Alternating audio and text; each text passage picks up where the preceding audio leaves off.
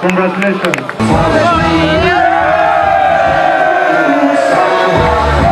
Cup ebadde so challenging.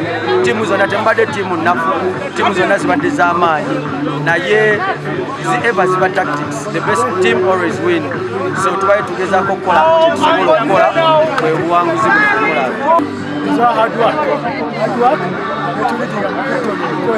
Twajala gale yagwa but mu finals tufunamu ekyokuyiga. Twafuna ekyokuyiga katulina okukola hard work. Finally,